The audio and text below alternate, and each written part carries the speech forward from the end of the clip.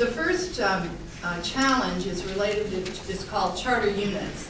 And charter units is based on the notion that there are units within state government, whether they be agency, a department, a program, or even a project, that will promise to get certain results, measurable results, give up a portion of their general fund budget, and in return for this promise and for giving up these resources, they will have more flexibility in how they achieve these results.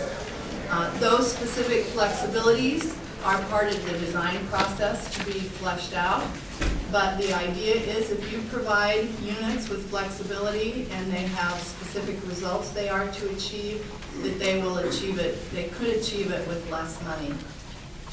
We're proposing that a one-time investment of a small portion of the savings be used as seed capital, so these charter units can spend a little money or invest a little money in things like process improvement and customer satisfaction surveys and things that will help them achieve their results. The second challenge is related to performance contracting and grants. This proposal suggests that better outcomes can come from contractors if you pay them for results and not for effort. It's estimated that the state of Vermont contracts for over $200 million in services and grants, and that if you focus the payment based on results rather than payment based on hours of effort, that you can get better results at lower cost. Also, this envisions contractors helping the state identify what administrative barriers do not add value, reporting requirements, oversight requirements, and so forth, so that they can focus their resources on getting results, lowering their administrative costs, and lowering the cost overall of providing the service or implementing the grant.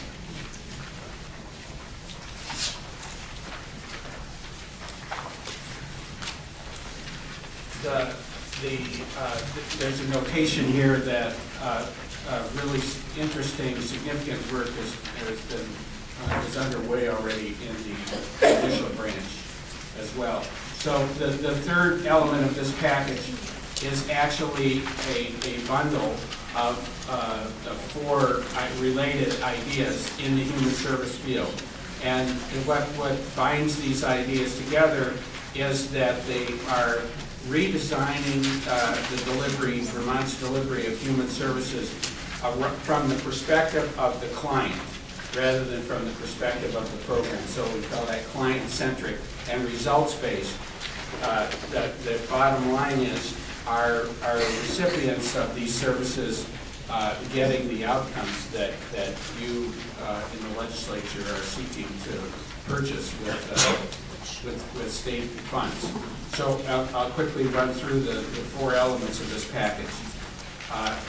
These are very substantial reforms, and there's a lot of money tied up with them as well. The first is that currently the state has multiple programs, multiple doorways through which Vermonters can access these services. So there's multiple intake and eligibility functions, and then once you're in the system, you have to work all the different programs for a particular individual or for a particular family because they're not integrated or coordinated. And the idea here is, and this very much, as most of these, come from people in Vermont state government. So, these ideas come from people in the human service area. The idea here is to have an integrated intake process, one doorway to access human services, and then client-centric approach to case management and care management, so that the boundaries between different programs are transparent from the point of view of the client. And that involves, by the way, creating a number of different federal funding streams and making that transparent from the point of view of the client, so that the family or the individual get the best integrated services. The second element of the package is about long-term care for aging, and it suggests that for certain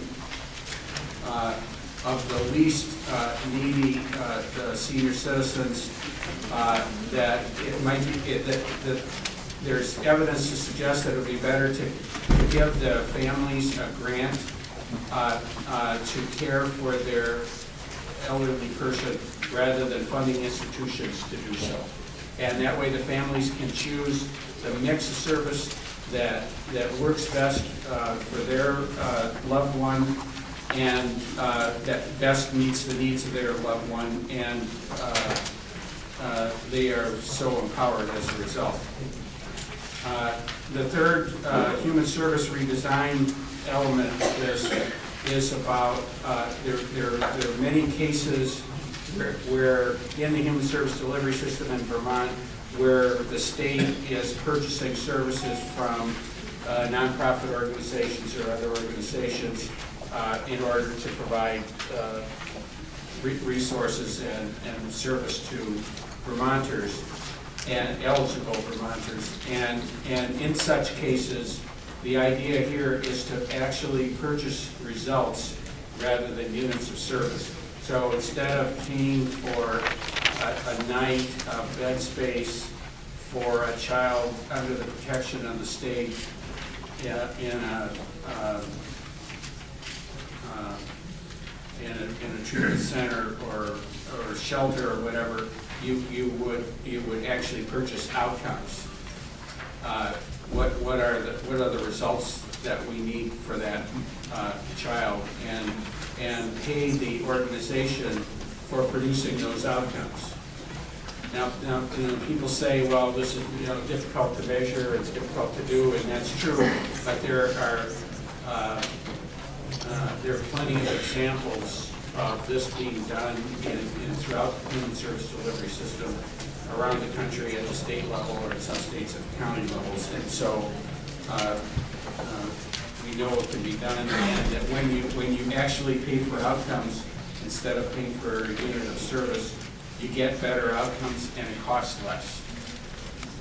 The fourth element has to do with the designated agencies, and similarly focusing them on outcomes and arranging the state's contracts with those 17 designated agencies to be results-based contracts that both hold the designated agencies accountable for outcomes they're producing for their clients, but also give them, as Cindy suggested, more flexibility in how to achieve those outcomes.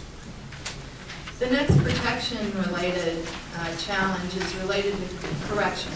And in 2007 in December, there was a report that was published by the Department of Corrections